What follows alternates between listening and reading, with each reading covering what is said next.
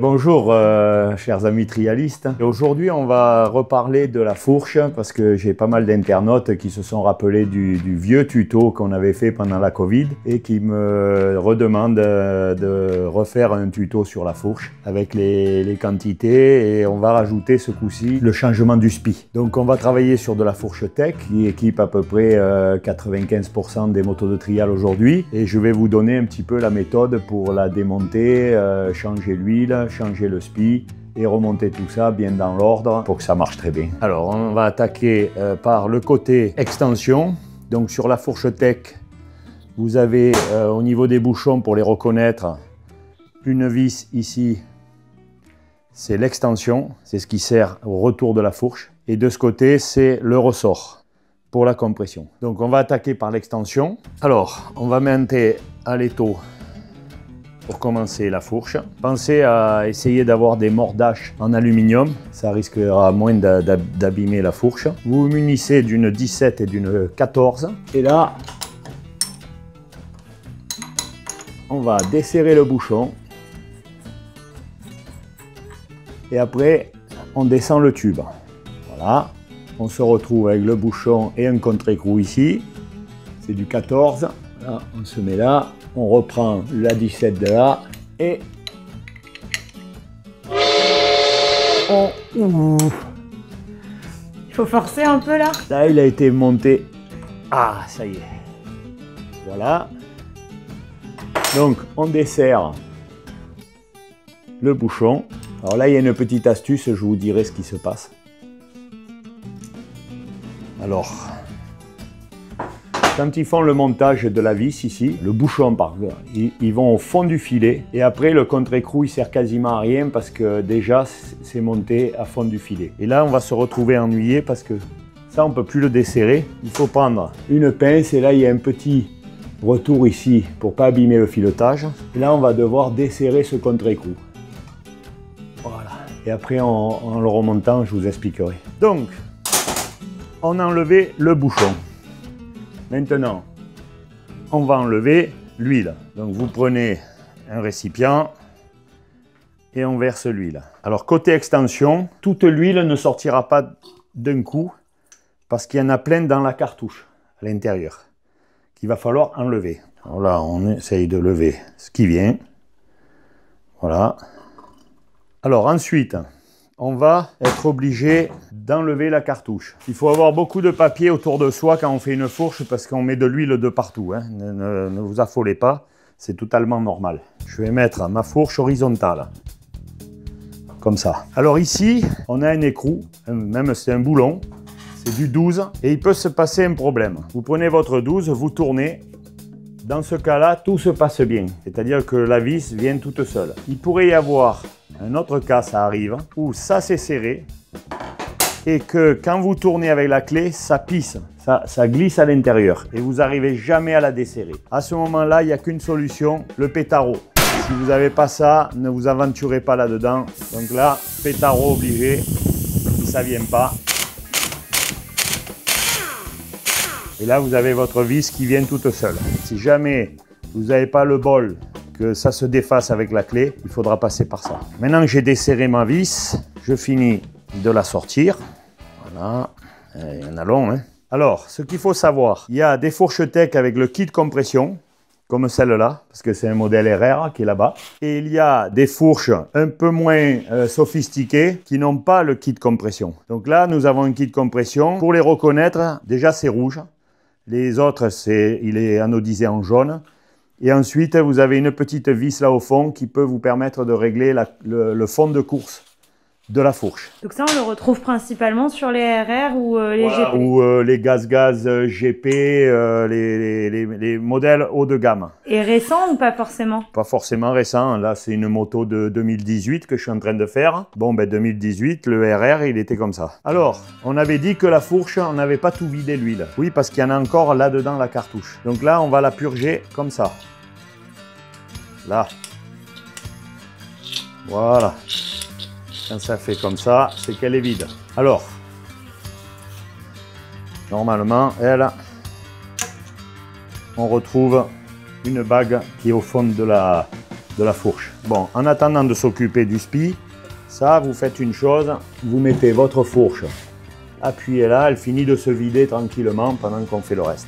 Alors maintenant, on va sortir le seating, ce qu'il y a à l'intérieur ici avec toutes les coupelles. Pour défaire le seating, vous devez vous munir d'une alène de 1,5 pour desserrer cette petite vis qui va libérer le seating à l'intérieur. Ensuite, vous reprenez votre vis de tout à l'heure, vous la vissez là, ce qui va vous permettre de pousser tout à l'intérieur.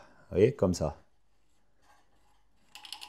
Et là, il y a un circlips ici, avec un petit tournevis plat.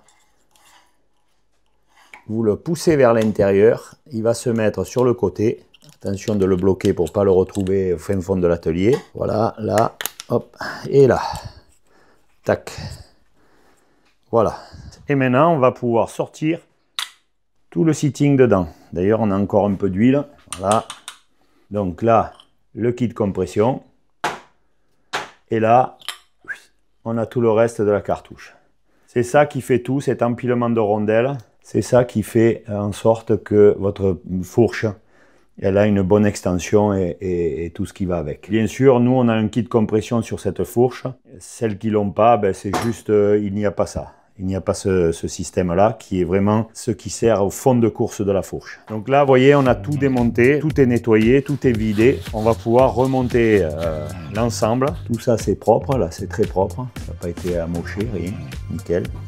Là, c'est pareil. Le torique est bon. On va pouvoir remonter tout ça. Alors, pour remonter, quelques précisions. Bon, ça, on le remet au fond. Par contre, pour le kit compression, on a une petite gorge ici. Vous voyez là, et ça, il va falloir que ça tombe en face de lui. C'est ce qui va permettre à le bloquer pour pas qu'il tourne quand vous allez serrer la vis au fond de la fourche. Donc ça, on le remet ici et on essaye de bien viser parce qu'il va falloir le pousser au fond pour qu'on remette notre clip qu'on avait enlevé. Donc ça, le clip, ça rentre avec les doigts, hein. Voilà. Tac. Et là, je repousse. Et si je suis bon, normalement, ma petite vis, elle va dans la gorge. Voilà. Et là, on a remonté le kit de compression qui est nickel. Maintenant, nous allons passer au spi. Chez Tech, ils l'ont bien fait parce que ça permet aussi de vérifier les bagues de friction, les glaciers. Alors là, on revient sur l'étau. Voilà. Pour sortir le cache-poussière ici, moi je préconise de faire un petit démarrage tranquillement avec un petit tournevis parce qu'après vous allez marquer. Et après moi j'ai une palette en bois comme ça, ça me permet de le sortir sans abîmer le bord de la fourche. Donc là nous avons le cache-poussière. Après ici nous avons un petit circlips aussi. Alors pareil avec le tournevis, on le sort comme ça, voilà. Il est parti. Et alors une fois qu'on a défait ça, pour sortir le spi chez la fourche Tech, c'est très simple. Là c'est pareil, on s'en met partout, hein. On tape comme ça. Et ça gicle partout. Alors on y va comme ça.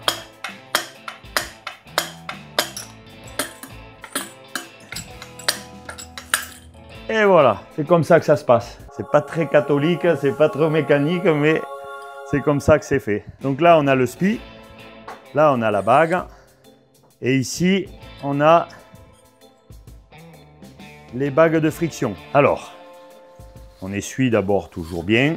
Toujours un peu de dépôt, un peu de truc. Là, la fourche, on l'a vraiment ouverte en deux. Les bagues de friction, c'est une bague avec une surface glacée pour qu'il y ait le minimum de friction quand il y a les allers-retours dans la fourche. Donc, de temps en temps, quand elles sont malades, vous avez des nervures, des griffures là-dessus. Ça veut dire qu'il faut la changer. Bon, là, on est parfait. Il n'y a aucune griffure. Donc là, c'est nickel, il n'y a rien changé. Après, vous avez sa copine, qui est l'inférieure. Donc elle, c'est pareil, on vérifie l'intérieur. Alors là, par exemple, l'intérieur, on peut voir qu'il est bouffé.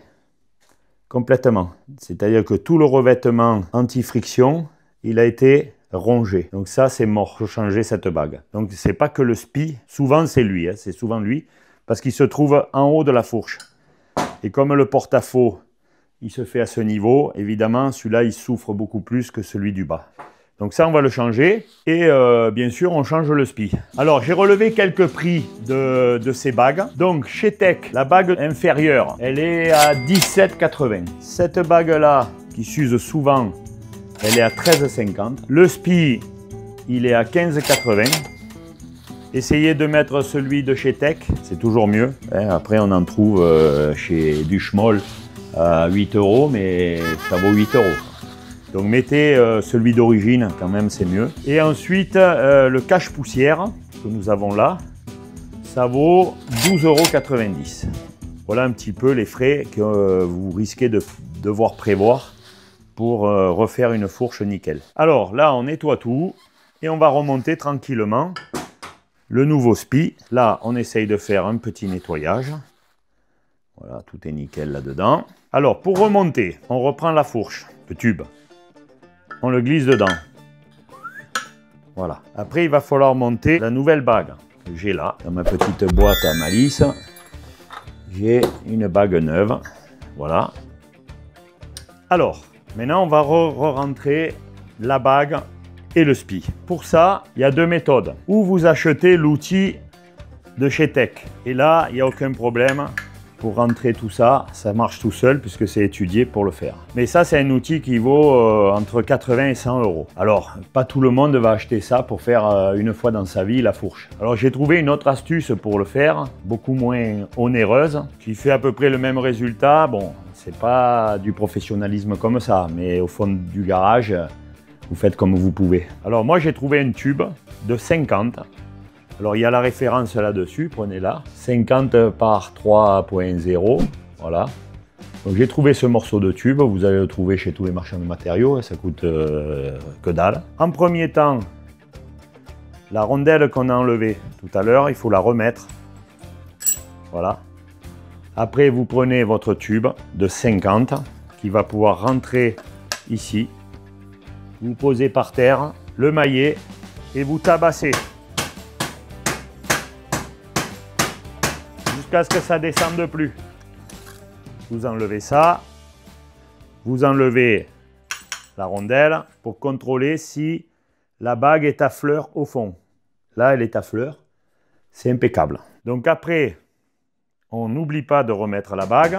Et comment ce se serait passé avec l'outil? Pouh! C'était une merveille. Non mais montre-nous. Ah ben l'outil, lui, il est facile. Hein. Ah. Il y a un côté pile, un côté face. Ok. Côté pile, ça enfonce la bague jusqu'au fond.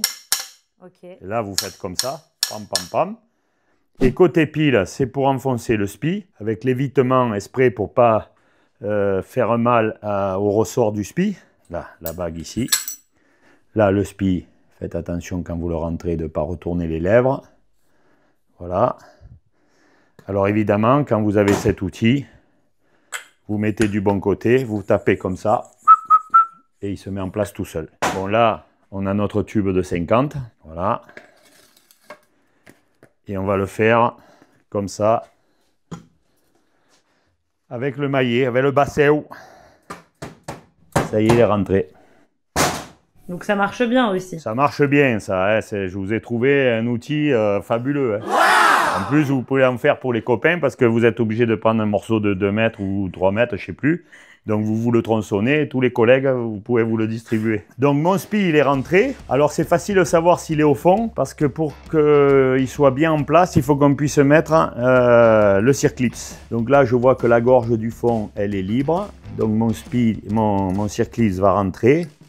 Je le fais rentrer gentiment comme ça. Je le pousse un petit peu avec. Voilà, il est rentré, il est en place. Et là, on a changé le spi. Bon, maintenant, on va remonter toute la cartouche. D'abord, un petit nettoyage de cette bague qui peut avoir de la saleté dans les trous pour laisser passer la compression. Voilà, bien propre. Ça, pareil. Ça, c'est un peu comme le carbu. Hein. Faut bien nettoyer tout ça. Voilà, là, lui, pareil. Bon, toujours break linéaire, hein, c'est le top. Hein. Le spi est en place, tout est en place. On peut même remettre gentiment le cache-poussière. On peut le remonter en tapotant comme ça sur les bords avec le maillet. Voilà, poum, poum, poum, il est impeccable.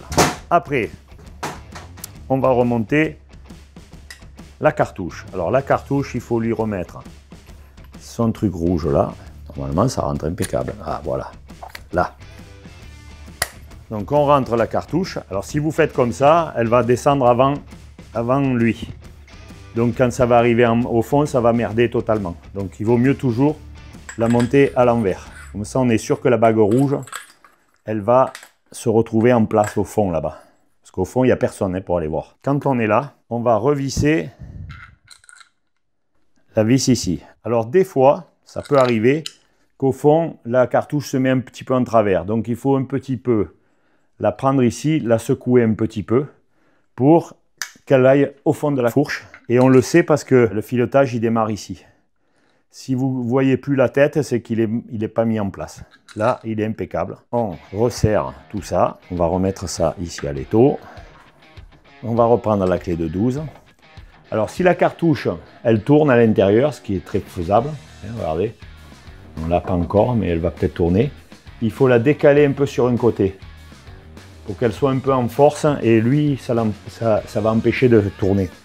C'est une petite technique que j'ai qui marche très bien. Donc là, je serre ma vis. Moi, je sens que ça descend. Voilà, arrive au dur. Donc là, pour pas que ça pisse, hop, je décale un petit peu. Ça suffira. Et là, je serre. Voilà. Pas besoin de serrer avec le pétaro. Hein. À la main, bien comme ça, ça suffit. Il y a un joint quand même en cuivre, donc lui, il fait l'étanchéité. Donc il n'y a pas de souci de ce côté-là. Il reste maintenant à mettre l'huile. Avant de mettre le bouchon et tout ça, on met l'huile. Et l'huile, c'est la quantité. Alors là, j'avais une fourche en alu. Pour les reconnaître par rapport aux aciers, une fourche en acier, l'épaisseur de la matière ici est beaucoup plus fin en acier qu'en alu. C'est normal. L'alu, il a besoin d'un peu plus de matière pour être aussi rigide que l'acier. Donc on les reconnaît avec la différence d'épaisseur du tube. Là, c'est très épais. C'est un tube en alu. Ça, il faut le savoir parce qu'il y a des fourches qui sont équipées. Même sur les RR, même sur tous les modèles, il peut y avoir, selon les constructeurs, ils choisissent de mettre une alu ou une acier selon comment la moto a été fabriquée. Maintenant, on va mettre l'huile et c'est là que mes mesures arrivent. Hein? Donc, n'oubliez pas le tableau. Alors, bon, moi je suis Nils, les gars, vous le savez. Donc je préconise évidemment l'huile Nils. Là, on va rentrer en période hivernale. Donc je vais mettre de la 2,5 Racing. Pour l'hiver, c'est mieux d'avoir une huile un peu plus fluide. Donc je mets de la 2,5. Et j'ai pas besoin du doseur, puisque n'importe comment, c'est en millimètres qu'on va mesurer. Donc là, on est côté extension, ici. Et je dois mettre 75 mm de hauteur d'huile. Mais auparavant, je mets mon huile là-dedans. Vous pouvez quasiment le remplir, le tube, parce qu'il va falloir remplir la cartouche. Là, je suis presque à rabord, vous voyez. Donc, je vais chercher mon piston de cartouche, là, ici, et là, je pompe. Tant que ça ne devient pas dur, elle n'est pas pleine. On entend le bruit.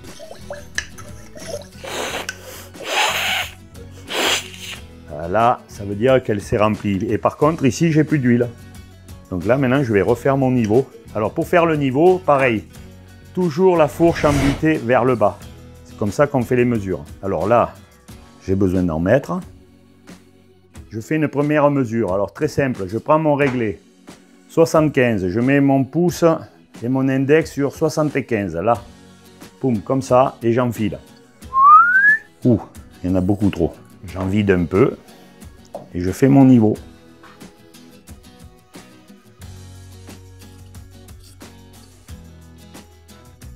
Impeccable. Là, maintenant, je vais remettre mon tube. Ça, voilà. Alors le tube, je vais le visser. Contrairement à tout à l'heure, parce que je pense qu'à l'usine, c'est pas bon comme ils font. Après, moi, je suis pas, c'est pas le fabricant, hein, mais bon, par expérience. Alors je vais, avec ça, je vais embuter. Là, je ne peux plus aller plus bas. Et je remonte un tour. Et après, là, je peux serrer mon contre-écrou. Et je n'aurai pas le problème de tout à l'heure. Donc là, je vais remettre ma fourche ici. Hop, ma clé de 14. Hop, voilà. Et après, pareil, je ne serre pas l'écrou quand le tube est en bas, parce que sinon on va aspirer, il aura besoin d'air. On entend là. Donc on resserre le bouchon quand la fourche est en haut maximum. Ça aspire pas d'air. Donc là, on resserre ça. Pareil là, les gars, pas besoin de serrer le bouchon de fourche comme un grand malade. Il y a un torique là qui fait l'étanchéité. Juste vous serrez comme ça, il n'y aura pas besoin, quand vous montez la moto sur la fourche, d'aller remettre un grand coup sur l'écrou. Ça ne sert à rien. Là, comme j'ai fait là, comme ça suffit largement. Voilà, cette fourche-là, côté extension est finie. Maintenant, on va faire le côté ressort. Alors, le côté ressort, je ne vais pas vous refaire le coup du spi, parce que vous avez bien compris, c'est la même chose de l'autre côté. Par contre, on va regarder ce qui s'y trouve dans le côté ressort. Alors, côté ressort, on est parti. Alors là, pas besoin de l'étau, on défait le bouchon, comme ça. C'est totalement différent à l'intérieur que l'autre. Ici, on a des entretoises. Comme ça, on a une en nylon qui vient là. Enfin, une rondelle avant. Ici. Notre ressort, sortez-le droit parce que ça va dégouliner partout. Bon, après, vous savez que vous allez en foutre partout, vous le savez ça hein, déjà. Achetez du papier, du chiffon et tout, parce que là, ça va donner. Hein. Le ressort, vous le posez, il va se vider. Et après, on vide la fourche. Alors elle, contrairement au kit avec l'extension, celui-là, il se vide totalement d'un coup. Voilà. Et c'est ce côté-là, souvent, qui est le plus sale, le plus noir. Parce que le travail du ressort, ça noircit beaucoup plus l'huile que l'extension, la cartouche d'extension. Donc là, on a souvent l'huile qui est colorée. Mais ça, c'est une opération qu'il faut faire tous les combien de temps environ? Ça, il faut le faire, allez, une fois par an. Ça suffit. À part les pilotes qui font 20 heures de trial par semaine, bon, eux, c'est pas tous les mois, mais presque, quoi. Donc là, on a presque de la mélasse hein, qui est tombée. Donc, il fallait le faire. Et en plus, je pense que l'huile était très épaisse. Donc, pour attaquer l'hiver, ça va pas être top. Il faut une huile beaucoup plus fluide parce que la fraîcheur fige l'huile. Et quand l'huile est figée, elle a du mal à circuler dans tous les petits seatings, les petites rondelles qu'on a vues tout à l'heure. Donc, si on a une huile plus fluide, même avec le froid, elle ne se modifie pas. On a toujours la même fourche qui travaille de la même manière. Alors là, on va aller chercher, c'est pas une cartouche, mais il y a quand même un système à l'intérieur. C'est pas vide de chez vide. Clé de 12.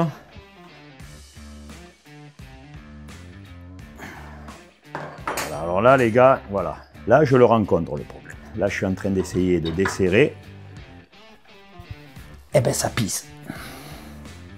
Ah, il est venu. Il a eu peur du pétaro. Ils savent hein, que le pétaro, il résiste pas. Bon, là, j'ai la chance, mais il aurait fallu autrement le pétaro. Donc là, pareil, on fignole à la main. Voilà, on a beaucoup de crasse, tout ça, c'est plein. Ensuite, on va avoir là-dedans notre cartouche avec le ressort, une entretoise du pied du système. Et là, on pourra vider la fourche vraiment complètement. Tout que cette huile, elle avait l'air très épaisse, très mélasse. Et la mélasse, c'est pas bon. Alors là, on va le laisser finir de se vider parce qu'en plus, comme elle est épaisse, elle met du temps. Je prends une épaisseur de chiffon et je pose ma fourche sur le chiffon et ça va boire tranquillement. Du temps, on va pouvoir nettoyer toutes les pièces qui sont là. Donc celui-là, par exemple, qui est pourri. Brake cleaner, toujours. Voilà, là on fait revenir ça absolument tout neuf. Voilà, lui aussi, pareil, on va lui mettre un petit coup. Voilà. N'hésitez pas à dégueulasser partout. Hein. Si c'est bien dégueulasse, c'est bien fait. C'est que vous avez bien travaillé. Là, je surveille aussi, des fois, cette bague en caoutchouc, là, elle peut être fendue ou elle peut avoir été abîmée. Donc, surveillez ça. Cette petite bague-là, elle est nickel. Donc, on va rester comme ça. Ça, pareil, on va nettoyer. Voilà. Ça, c'est parfait. Alors, là, ça a dû se vider, bien sûr. On va pouvoir remonter tout ça. La fourche horizontale. On prend ça et ça.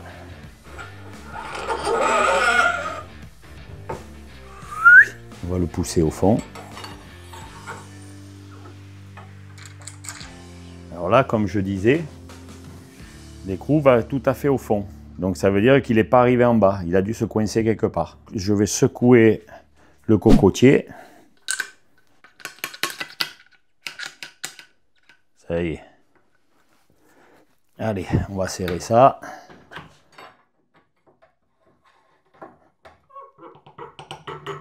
Hop, voilà. Alors maintenant, vient le moment de mettre l'huile. Alors là, côté ressort, fourche en alu, 130. Donc ça veut dire qu'il y aura beaucoup moins d'huile que de l'autre côté. Alors, bon là on va le faire amorcer quand même parce qu'on l'a vidé. Voilà, on amorce un peu. Là, voilà, là on est bien au fond en bas. Et on va faire la mesure. Pareil, on met les doigts sur 13 cm, 130 ici. Et on plonge. Impeccable. Il reste à mettre le ressort dans l'ordre. On remonte ici à fleur, on met cette rondelle. Ah. On remonte encore un petit peu, on met cette bague, on met cette petite entretoise en nylon. On vient au bord et là on ferme. Là pareil, on a le torique.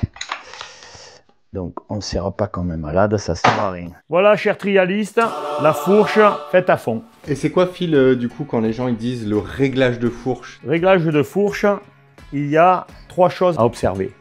Première chose, déjà mettre la bonne huile. Dans l'intérieur de la fourche, il n'y a pas à faire autre chose. Les fourches Tex sont super bien faites, il n'y a pas à les améliorer, elles ne s'améliorent pas, elles sont déjà top d'entrée. Les seuls réglages qu'on peut faire, c'est changer l'huile.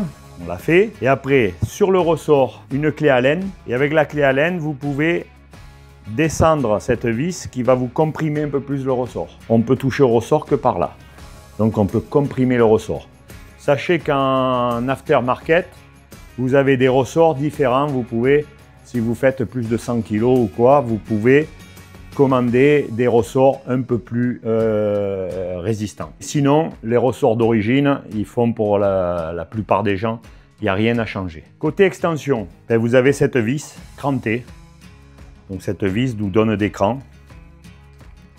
Plus vous la serrez, plus la fourche va être lente. Plus vous la desserrez, plus la fourche va être rapide. Et après, sur les RR, enfin sur les fourches GP, tout ça, comme celle-là, qui ont le kit compression au fond de la fourche, vous avez ici une toute petite vis au centre du boulon qui va vous modifier le fond de course. C'est-à-dire que si vous voulez qu'elle soit plus freinée au fond, vous touchez la vis là. Sinon, vous la dévissez et vous allez avoir une fourche beaucoup plus libre en bas, mais par contre, vous risquez de venir plus facilement embuter aussi. Elle sera moins ralentie. Voilà un petit peu les réglages qu'il y a sur la fourche, il n'y en a pas plus que ça. Et toi, qu'est-ce que tu préconises comme réglage? Moi, je libère tout, parce qu'aujourd'hui, la technique du trial et les obstacles et ce qu'on demande de faire, les déplacements de la moto, toutes ces choses-là, il faut une moto dynamique, une moto assez rapide, au détriment un petit peu de la stabilité. C'est tellement plus agréable une fourche qui aide le pilote à soulever la roue avant, à sentir un avant beaucoup plus maniable. Moi, je détends les réglages au maximum pour qu'elles soient très rapides. Alors, chers amis trialistes, j'espère que ça a été